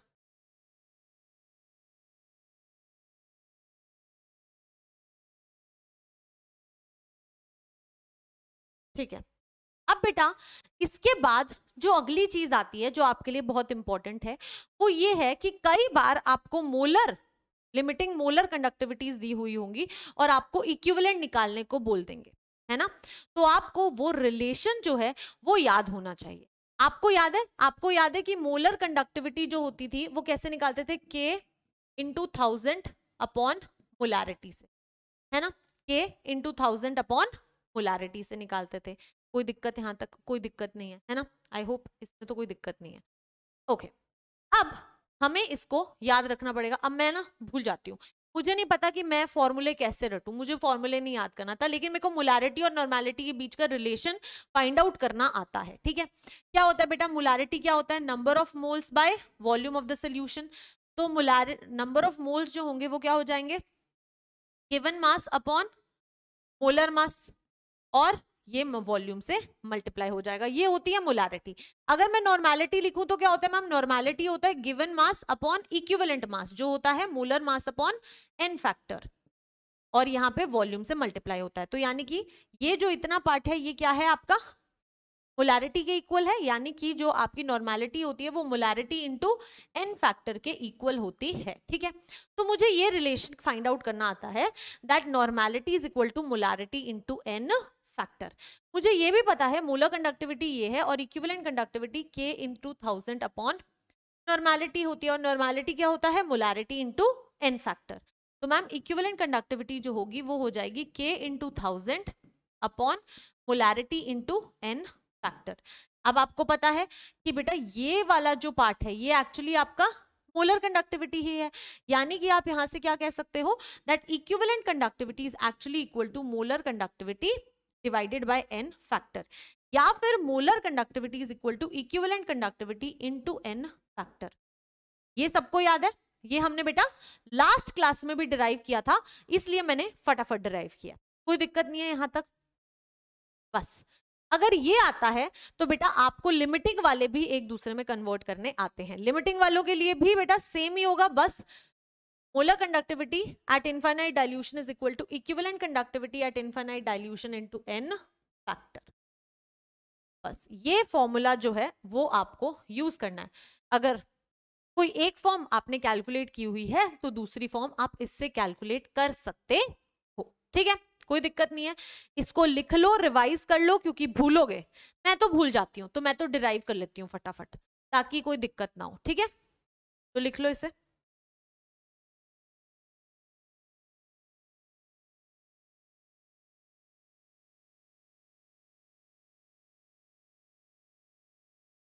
अब देखो, अब यहाँ पे जो भी सब पढ़ा है ना बस थ्योरी में यहाँ पे लिखा हुआ है, तो फटाफट पढ़ लेते हैं, रिवाइज हो जाएगा, फिर क्वेश्चन सॉल्व करेंगे, ठीक है। कहता the equivalent conductance of an electrolyte has its maximum value at infinite dilution, है ना, infinite dilution पे ही maximum value होगी क्योंकि अपने आयंस के अंदर completely आयनाइज हो जाएंगे। And it is constant for a given electrolyte, हर एक इलेक्ट्रोलाइट की एक कांस्टेंट वैल्यू होगी क्योंकि वो उसका आधार कार्ड होता है। It is called equivalence conductance eight infinite dilution. Any electrolyte strong or weak will be 100% ionized at infinite dilution। अगर आपने infinite dilution कर दिया तो strong हो या weak हो वो अपने आयन से बिल्कुल दूर हो जाएगा, क्योंकि आपको पता है weak में भी dilution के साथ ionization increase होता है। At infinite dilution the interionic attraction, जो आपको मैंने बताया था ना Na+ और OH- के बीच में जो ये आयनिक इंटरेक्शन होती है वो जीरो हो जाती है। इतना पानी ला दो कि ये बिल्कुल जीरो हो जाए। And each ion migrates independently, फिर वो अपने हिसाब से माइग्रेट करते हैं, ठीक है, कोई इशू नहीं है, परफेक्ट। अब देखो, now each ion can contribute a fixed value, उनकी एक फिक्स्ड वैल्यू होती है, उनकी आधार कार्ड वैल्यू होती है, equivalence conductance of the electrolyte, and this is known as ionic equivalence conductance. बेटा जैसे जैसे आयन इक्विवेलेंस के लिए लिखा हुआ है सेम वैसा ही मोलर के लिए होता है, ठीक है। It is constant for a given ion and different for different ions, जैसे कि जो आपकी लैम्डा m नॉट Na+ की एक फिक्स वैल्यू है, यस हर जगह पे, और बेटा अलग अलग आयंस होंगे तो उनकी तो अलग अलग वैल्यूज ही होंगी ना, यस, तो बस ये आपको यहाँ पे बोला गया, कोई इशू नहीं है, यहाँ तक क्लियर है, बहुत बढ़िया, आगे बढ़ते हैं। अब आपके सामने एक क्वेश्चन आया है, एक क्वेश्चन आप करेंगे, दूसरा क्वेश्चन आपका होमवर्क होगा, ठीक है, तो चलो इस क्वेश्चन को ट्राई करो, वीडियो को पॉज करो और पहले खुद ट्राई करो, फिर मैम का अप्रोच देख। क्वेश्चन कहता है that lambda m not of CaSO4 and lambda equivalent of CaSO4, ये दोनों आपको कैलकुलेट करने हैं। दिया हुआ क्या है, ये दो वैल्यूज दी हुई हैं, तो मुझे पता है मैं सबसे पहले lambda m not of CaSO4 calculate कर सकती हूँ क्योंकि वही वैल्यूज मुझे दी हुई हैं। This will B lambda m not of Ca2 plus lambda m not of SO4 2 minus, क्योंकि कोई स्टोइशियोमेट्री में था ही नहीं, इनके पास Ca था और SO4 था, ठीक है। ये वैल्यूज कितनी दी हुई है, 119 प्लस 160, तो यहाँ आ जाएगा 967 और ये हो जाएगा 279 Simon centimetre square mole inverse, ठीक है। यहां तक तो किसी को कोई डाउट नहीं आया। आपको इक्विवेलेंस भी कैलकुलेट करना है, तो अभी आपने एक रिलेशन पढ़ा था, जो रिलेशन मैं भूल जाती हूँ, हमें पता है दैट लैम्डा m नॉट जो होता है वो lambda equivalent into n factor के इक्वल होता है। बेटा मैंने आपको लास्ट क्लास में n फैक्टर कैलकुलेट करना सिखाया था, टोटल पॉजिटिव चार्ज या फिर टोटल नेगेटिव चार्ज देख लो कितना है, तो Ca2 प्लस में ma'am total positive charge 2 plus है और टोटल नेगेटिव चार्ज देखोगे तो SO4 2 माइनस, तो मैम 2 माइनस है, n फैक्टर यहाँ पे बेटा 2 होगा, ठीक है। तो lambda equivalent not will be equal to lambda m not upon n factor which is 279 upon 2 which is equal to 169.5 siemens centimetre square equivalent inverse, ठीक है। तो इस तरीके से आपको सॉल्व करना है, जो इन्फॉर्मेशन दी है उसके हिसाब से पहले एक चीज को निकालो, फिर उस रिलेशन को यूज करके दूसरा कैलकुलेट कर लो, ठीक है। आई होप आपको क्लियर हो गया होगा मैंने यहाँ पर ये क्वेश्चन कैसे सॉल्व किया है, ठीक है। यस, तो अगर ये समझ आया तो ये आपका होमवर्क है, ये आपका होमवर्क क्वेश्चन कर लेंगे, कोई इशू नहीं है, कोई इशू नहीं है। बहुत बढ़िया बेटा, बहुत ही बढ़िया। चलिए आगे बढ़े क्या, आगे बढ़े क्या? चलो नेक्स्ट जो हम पढ़ने वाले हैं, अब हम कुछ क्वेश्चंस करने वाले हैं। कैलकुलेशंस आप करेंगे, क्वेश्चन मैम आपको सॉल्व करेंगे। क्वेश्चन कहता है that the resistance of one normal solution of acetic acid is 250 ohm. Video को पॉज करना, पहले खुद करना। रेजिस्टेंस जो है वो आपको 250 ओम दी हुई है। When measured in a cell of cell constant 1.15, आपको सेल कांस्टेंट G स्टार की वैल्यू दी है 1.15। The equivalent conductance of one normal acetic acid is, तो आपको equivalent conductance यानी कि ये कैलकुलेट करना है। आसान है यार, नॉर्मेलिटी आपको सोल्यूशन की दी हुई है वन नॉर्मल, ठीक है। कैसे निकालेंगे मैम? हमें पता है लैम्डा इक्विवेलेंट जो होता है वो K × 1000 अपॉन नॉर्मेलिटी होता है। अब नॉर्मेलिटी तो है लेकिन K नहीं है, लेकिन मुझे एक चीज पता है कि जो K होता है वो G × G स्टार के इक्वल होता है। G क्या होता है? कंडक्टेंस। G स्टार क्या होता है? Cell constant. कंडक्टेंस जो होता है वो 1/r के इक्वल होता है into G star. 1/r, r क्या है? 250 है, तो यानी कि 1/250 इंटू G स्टार की वैल्यू आपको 1.15 गिवन है। तो बस इसको जो है यहाँ पर पुट कर दो। तो बेटा जो लैम्डा इक्विवेलेंट आएगा वो क्या आ जाएगा आपका? 1.15 divided by 250 into 1000 upon 1 normal. ये 1 से चला जाएगा, ये 4 चला जाएगा, this will be equal to 1.15 into 4, ठीक है। बस इसको मल्टीप्लाई कर लो और अपना आंसर निकाल लो, ठीक है। यस, कर दूं? 5 4 20, 5 4 1 4, 5 6, 4 1 4, ठीक है। तो 4.6 जो है, 4.6 जो है वो आपका करेक्ट आंसर आ गया। Simon centimetre square equivalent inverse. तो इस तरीके से आपको समझना है आपसे क्या पूछ रहा है, ठीक है। कर लेंगे, कोई दिक्कत नहीं है। ओके, अगला क्वेश्चन देखते हैं। अगला क्वेश्चन एक बार मुझे देख लेने दो, अगर आप कर सकते हो तो वो मैं होमवर्क में दूं, ठीक है। The specific conductivity of n/10 KCl solution is, ठीक है, आपको कंडक्टिविटी दी हुई है, and the resistance of the cell containing this solution, ठीक है बेटा। ये क्वेश्चन आप बहुत आराम से कर सकते हो। तो ये आपका होमवर्क क्वेश्चन, लास्ट क्लास में जो चीजें पढ़ी थी उससे रिलेटेड ये क्वेश्चन है, तो आपको ये क्वेश्चन जरूर करना है। कर लेंगे, कोई इशू नहीं है। चलो बहुत बढ़िया। अब बेटा हम कुछ एप्लीकेशंस पढ़ेंगे कोहलरॉश लॉ की। अब हम कुछ एप्लीकेशंस पढ़ेंगे कोहलरॉश लॉ की, कि कोहलरॉश लॉ से हम क्या क्या चीजें कैलकुलेट कर सकते हैं। तो first and the most important thing जो आप कोहलरॉश लॉ से कैलकुलेट कर सकते हैं वो है डिग्री ऑफ आयनाइजेशन। तो यानी कि हम क्या कैलकुलेट कर सकते हैं? We can calculate degree of ionization. बस एक फॉर्मूला है जो आपको याद करना है, और वो डिग्री ऑफ आयनाइजेशन जो होता है वो अल्फा होता है, ठीक है। अब ये आपने कब पढ़ा था? जब आपने आयनिक इक्विलिब्रियम पढ़ा था, डिग्री ऑफ आयनाइजेशन। तो बेटा डिग्री ऑफ आयनाइजेशन जो होता है वो alpha is equal to molar conductivity by molar conductivity at infinite dilution. इस फॉर्मूला को यूज करके आप डिग्री ऑफ आयनाइजेशन कैलकुलेट कर सकते हैं। आपको ये भी कैलकुलेट करना आता है, किसी भी इलेक्ट्रोलाइट का मोलर कंडक्टिविटी भी कैलकुलेट करनी आती है, ठीक है। तो पहला तो ये एप्लीकेशन हो गया। दूसरा एप्लीकेशन जो होता है वो होता है that we can calculate the dissociation constant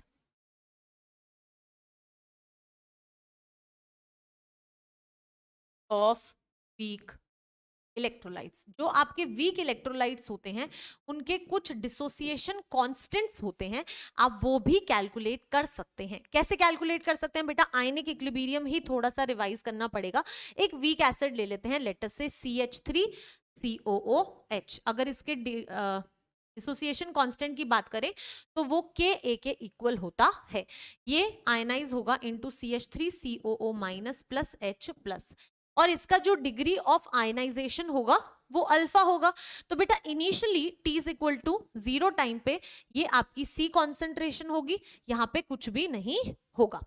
फिर कुछ आयनाइजेशन हुआ होगा, थोड़ा बहुत आयनाइजेशन, तो T is equal to T time पे बेटा C minus C alpha ionize हुआ होगा, ये C अल्फा बना होगा और ये भी C अल्फा बना होगा। ये आपका इक्विलिब्रियम कांस्टेंट है, तो इक्विलिब्रियम कांस्टेंट किसके इक्वल होता है, प्रोडक्ट्स की कॉन्सेंट्रेशन, ये भी प्रोडक्ट है ये भी प्रोडक्ट है, दोनों की कॉन्सेंट्रेशन C अल्फा, तो C alpha into C alpha upon reactant की कॉन्सेंट्रेशन, तो यहां आ जाएगा C minus C alpha, C common ले लो, C square alpha square upon C बाहर ले लिया, 1 माइनस अल्फा, C से C गया, C अल्फा स्क्वायर, तो जो आपका डिसोसिएशन कांस्टेंट आया वो C अपॉन 1 माइनस अल्फा है, तो वो बेटा C alpha square upon 1 minus alpha के इक्वल आया। अब जनरली वीक एसिड्स का जो अल्फा होता है या फिर डिग्री ऑफ आयनाइजेशन होती है वो बहुत ही कम होती है, 1 के कंपैरिजन में तो बहुत छोटी वैल्यू होती है, तो हम कह देते हैं दैट 1 बहुत बहुत बड़ा है अल्फा से और इसीलिए ये नियरली इक्वल हो जाता है C अल्फा स्क्वायर के। तो यहां से आप Ka की वैल्यू निकाल लेते हो C अल्फा स्क्वायर। तो अगर आप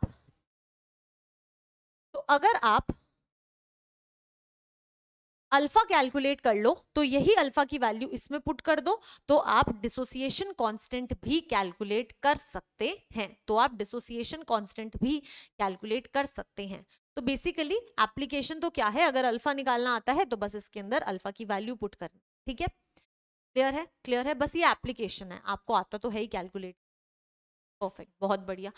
थर्ड जो एप्लीकेशन होती है वो क्या होती है, that it can calculate the solubility product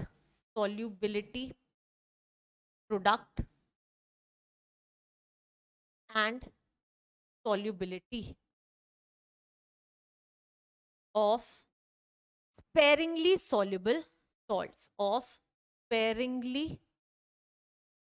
soluble salts। अब देखो इसके ना एक फॉर्मूला होता है जिसको अगर मैंने लिखवा दिया तो आप लोग कंफ्यूज हो जाओगे पागलों की तरह, ठीक है, तो मैं आपको सीधा इसको डिराइव करना समझ, ठीक है, मान लो कि आपके पास में एक स्पेरिंगली सॉल्युबल सॉल्ट है AgCl, तो बेटा इस AgCl की ये जो वैल्यू होती है वो आपकी KSP वैल्यू होती है, ठीक है, और ये आयनाइज होता है Ag प्लस और Cl माइनस में।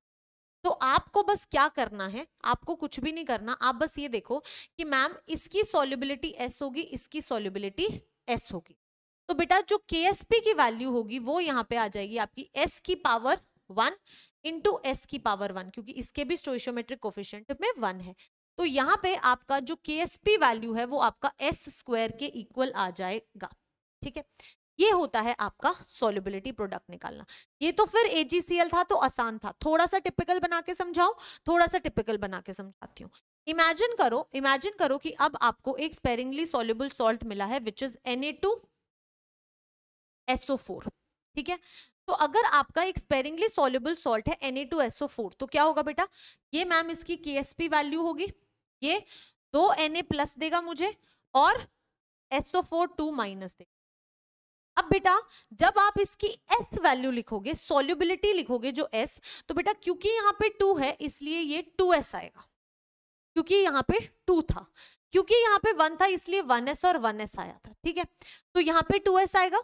अब क्योंकि यहाँ पे 1 ही है तो मैम यहाँ पे 1S आएगा, तो जो इसकी KSP वैल्यू होगी वो किसके इक्वल हो जाएगी बेटा, अब देखो 2S और Na प्लस के आगे 2 फिर से है, तो यानी कि मैम 2S ये वाला और इस पूरे का भी स्क्वायर करना पड़ेगा, और S का बेटा 1S है और इस पूरे की पावर में भी 1 ही है तो इसलिए 1 करना पड़ेगा, ठीक है, तो इसीलिए आपकी KSP वैल्यू जो है वो यहां आएगी 4S³।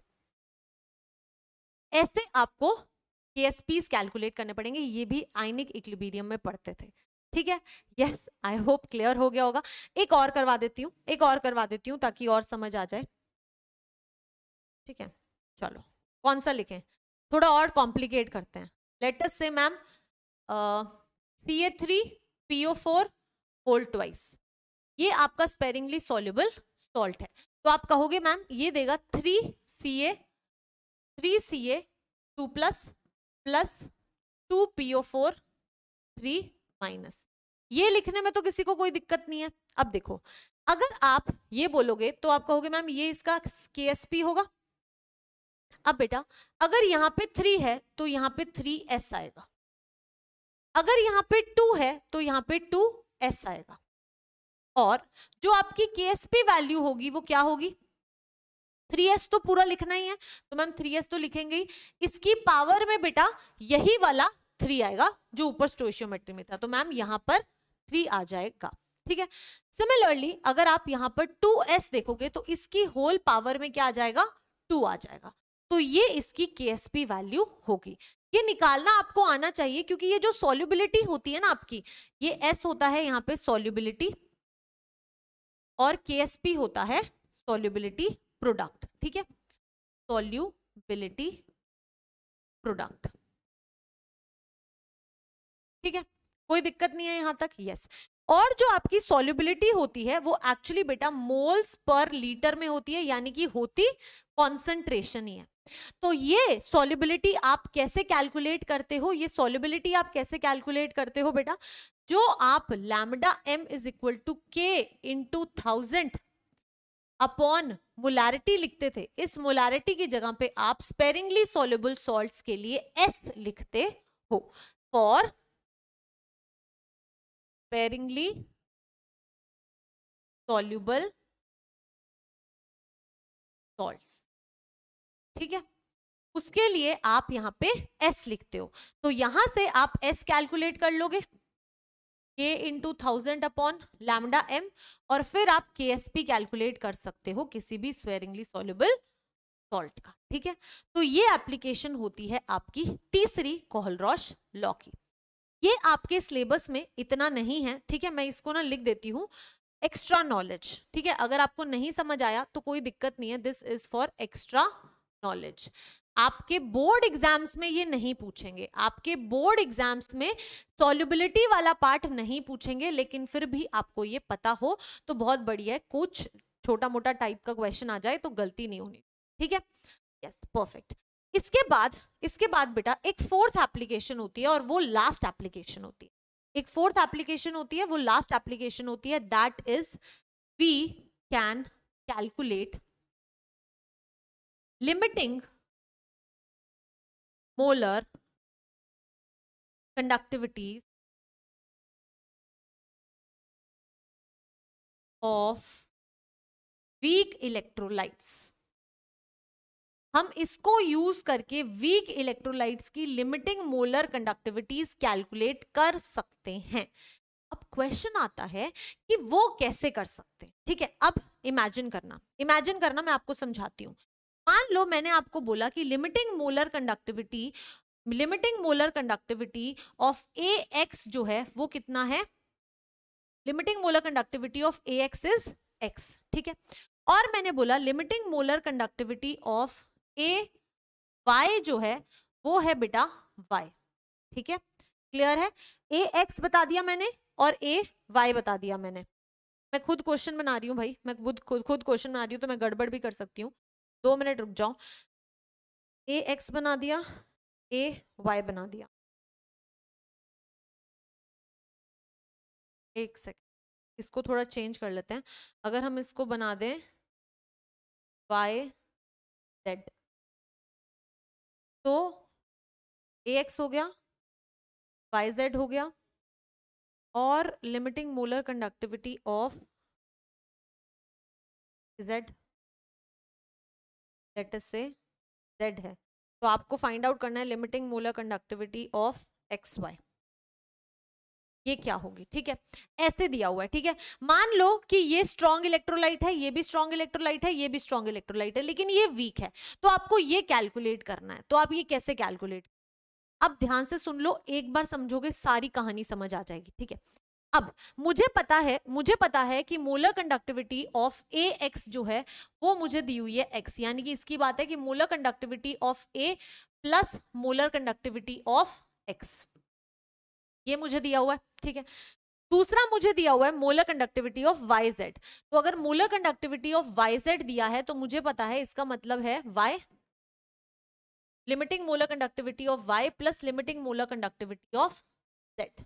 ठीक है, अब देखो इसके अलावा आपको दिया हुआ है AZ, तो ma'am limiting molar conductivity of AZ किसके इक्वल हो जाएगा, Z के इक्वल है। This is molar limiting molar of A plus limiting molar of Z। कुछ नहीं किया, बस इनको ओपन करके लिखा है अभी तक। कैलकुलेट क्या करना है, XY। अगर XY कैलकुलेट करना है यानी कि ma'am limiting molar conductivity of XY जो होगा वो हो जाएगी limiting molar conductivity of X plus limiting molar conductivity of Y। अब बेटा आपको सिर्फ X और Y चाहिए और आपके पास में 3 इक्वेशंस है, और आपके पास में 3 इक्वेशन, इनको कैसे रीअरेंज करोगे कि ये आ जाए। मुझे X चाहिए, यस, तो मैं फर्स्ट इक्वेशन लिख लूं प्लस, मुझे क्या चाहिए, मुझे y चाहिए, तो मैं दूसरी इक्वेशन को भी ऐड कर लूं, मतलब मैंने इन दोनों इक्वेशंस को ऐड कर लिया, ठीक है। अब बेटा अगर मैं इनको ऐड करती हूं तो मेरे पास में a, x, y और z सारे ऐड में आ जाएंगे, लेकिन मुझे सिर्फ x और y चाहिए, a और z नहीं चाहिए। तो a और z को अगर मैं सब्ट्रैक्ट कर दूं तो देखो a और z यहाँ पे हैं, अगर मैं इसको थर्ड इक्वेशन से सब्ट्रैक्ट कर दूं यानी कि तीसरी वाली इक्वेशन को मैं इससे सब्ट्रैक्ट कर दूं, तो जो मेरे पास में कंडक्टिविटी आएगी वो एक्चुअली मेरे पास में x और y की ही आएगी। समझ आ रहा है आपको, समझ आ रहा है, क्योंकि आप इनको ऐड करोगे, अब a जो है वो कैंसिल हो जाएगा इसके साथ और z जो है वो कैंसिल हो जाएगा इसके साथ, तो आपके पास x और y रह जाएगा, राइट। तो यानी कि आप क्या कह सकते हो, this value will be equal to x plus y minus z। तो इस तरीके से आप किसी भी वीक इलेक्ट्रोलाइट की भी लिमिटिंग मोलर कंडक्टिविटी कैलकुलेट कर सकते हो, अगर आप कोहरॉश लॉ को यूज कर सको करेक्टली तो, ठीक है। ये तो मैंने क्वेश्चन बनाया था, आपको नहीं समझ आया, कोई बात नहीं, मैं हूं, अगला क्वेश्चन करेंगे, ठीक है। क्वेश्चन के थ्रू समझेंगे, क्वेश्चन आपके सामने है, ट्राई करो भाई इस क्वेश्चन को, ठीक है। पहले वीडियो को पॉज करो और खुद ट्राई करो, उसके बाद में मैम का अप्रोच देखना है, ओके। कर लिया होगा, चलो अब स्टार्ट करते हैं। अब मैम का अप्रोच देखो, मैम क्या करेंगी, देखो आपको लिमिटिंग मोलर कंडक्टिविटी निकालनी है BaOH होल ट्वाइस की, यानी कि limiting molar conductivity of BaOH whole twice का मतलब है limiting molar conductivity of Ba, और बेटा आपके पास में क्या है, मोलर है, तो यानी कि स्टोइशियोमेट्रिक कोफिशिएंट से मल्टीप्लाई होगा। मैम यहाँ पे 2 है तो यहाँ पे 2 into limiting molar conductivity of OH minus, तो बेसिकली आपको ये चाहिए, आपको ये सारी इंफॉर्मेशन गिवन है तो इसको ओपन करके लिख लें। मैम इसका मतलब है this is equal to limiting molar conductivity of Na plus plus limiting molar conductivity of OH minus, this is equal to limiting molar conductivity of Na plus plus limiting molar conductivity of Cl minus, this is equal to limiting molar conductivity of Ba2 plus plus limiting molar conductivity of Cl minus, और इसको 2 से multiply करना पड़ेगा, ठीक है। Yes, अब देखो आपको क्या क्या चाहिए, ये अगर आपकी फर्स्ट इक्वेशन है, ये सेकंड है और ये थर्ड है बेटा, तो आपको Ba2 प्लस चाहिए, और Ba2 प्लस जो है वो थर्ड इक्वेशन में आ रहा है, तो मैम Ba2 प्लस तो चाहिए, तो थर्ड इक्वेशन तो ऐड करनी पड़ेगी। नेक्स्ट आपको OH माइनस चाहिए, और OH माइनस 2 चाहिए। आपके पास में फर्स्ट इक्वेशन में OH माइनस है लेकिन वो सिर्फ एक है ना, तो मैम वो सिर्फ एक है, तो क्या मैं 2 को 1 से मल्टीप्लाई, फर्स्ट इक्वेशन को 2 से मल्टीप्लाई करके ऐड कर दूं, कर दो मैम, ठीक है। अब बेटा इसके बाद में अगर मैं ध्यान से देखूं तो मेरे पास Na प्लस एक्स्ट्रा आ रहा है और मेरे पास 2 Cl माइनस एक्स्ट्रा आ रहे हैं, है ना, तो क्या करते हैं, जो थर्ड इक्वेशन है उसको भी 2 से मल्टीप्लाई करके सब्ट्रैक्ट कर देते हैं, तो मैम -2 इंटू 3।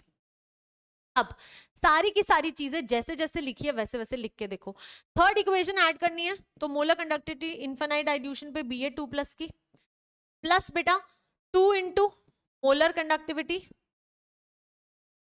अरे अरे अरे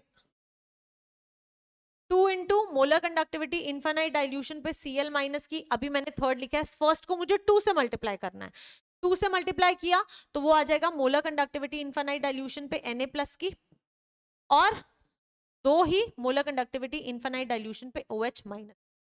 थर्ड इक्वेशन को भी 2 से मल्टीप्लाई करके सब्ट्रैक्ट करना है, यानी कि -2 into molar conductivity infinite dilution of Na plus -2 into molar conductivity infinite dilution पे Cl माइनस, ठीक है।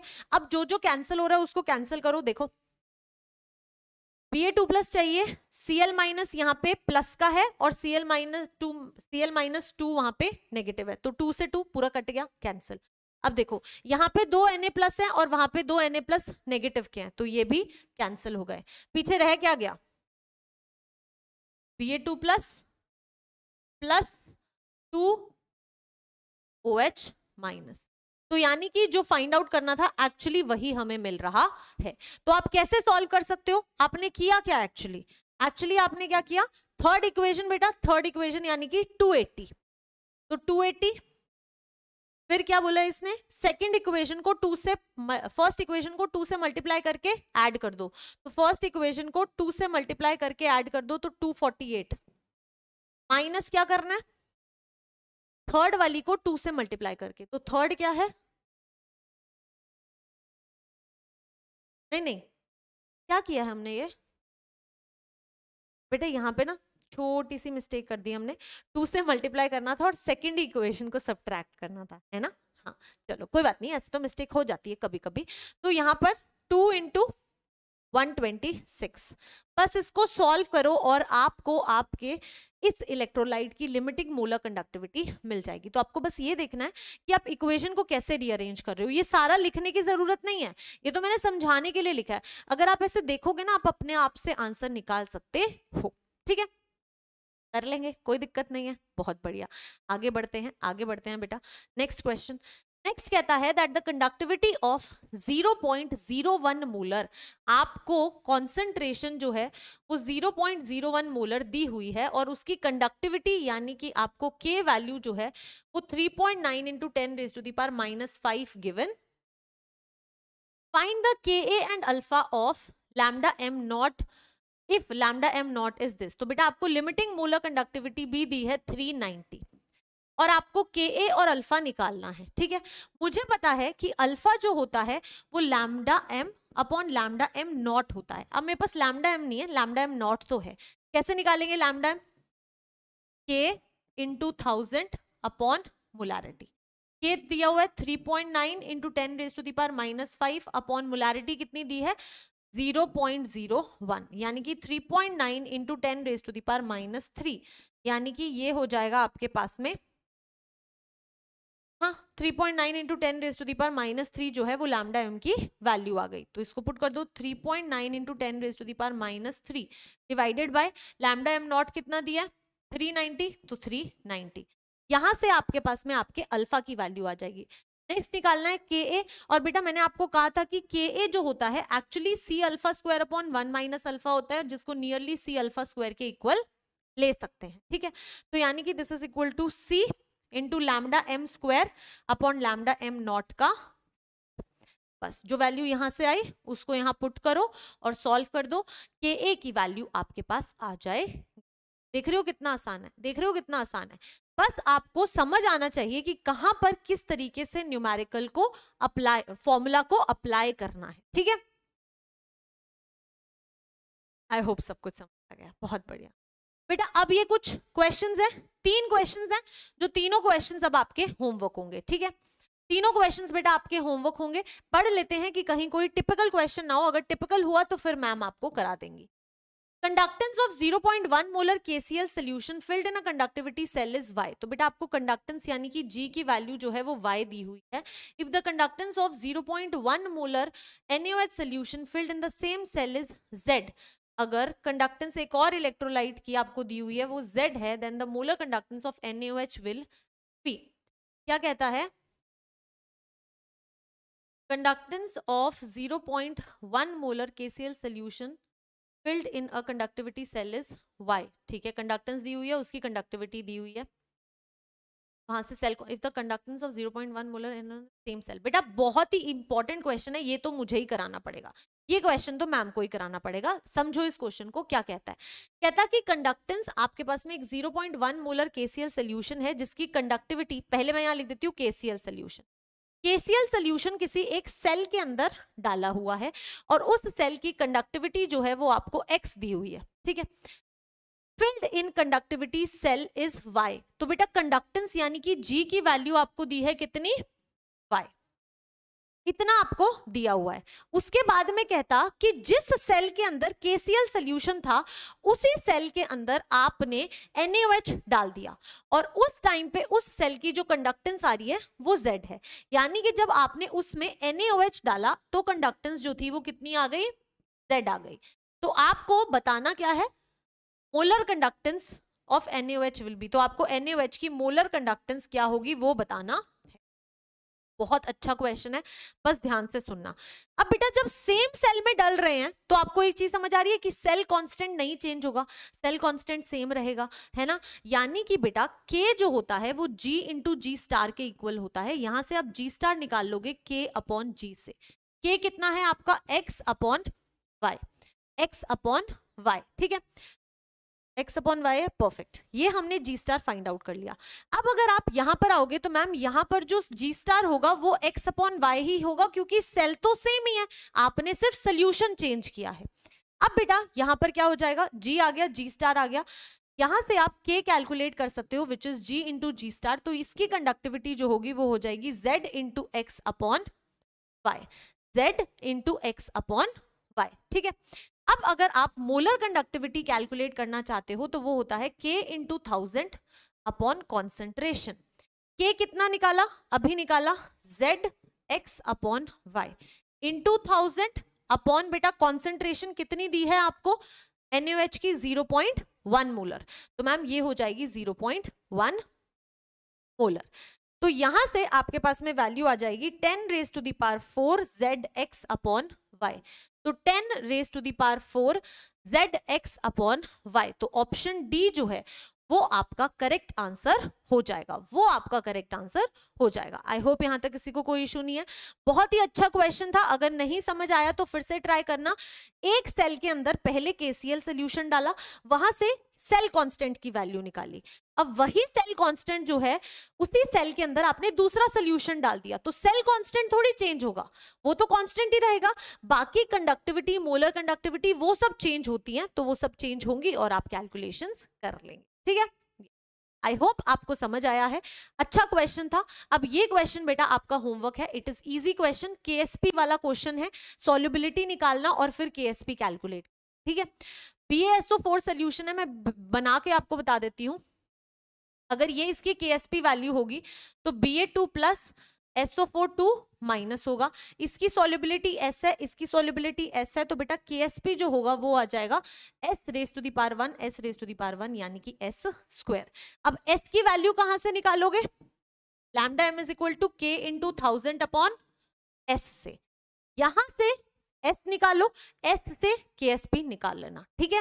मैंने हिंट दे दिया है, अब आपको ये क्वेश्चन खुद ट्राई करना है। आई होप किसी को कोई दिक्कत नहीं है। बेटा ध्यान से देख लो, बहुत ही इजी क्वेश्चन है, मैम ने हिंट भी दे दिया है, now you have to try. अच्छा, इक्विवेलेंट कंडक्टिविटी दी हुई है तो बेटा इसको लैम्डा इक्विवेलेंट लिख लो, एक ही बात है, वहां पे सॉल्युबिलिटी आएगी। चलो आगे बढ़ते हैं। आगे बेटा हम इस सेशन के एंड पर आ गए हैं, ठीक है। यस, तो आई होप आपको आज की क्लास में सारी चीजें समझ आई होंगी, ठीक है। तो बेटा थोड़ा सा न्यूमेरिकल पार्ट था तो आपको ट्राई करना है, और मैम ने आपको जो जो होमवर्क क्वेश्चंस दिए हैं वो सारे क्वेश्चंस आपको जरूर करने हैं, ठीक है। मैं कमेंट सेक्शन में पक्का देखने वाली हूँ, ओके, ठीक है बेटा। तो तब तक अपनी प्रिपरेशन करते रहिए, मिलते हैं नेक्स्ट सेशन में, ऑल द वेरी बेस्ट।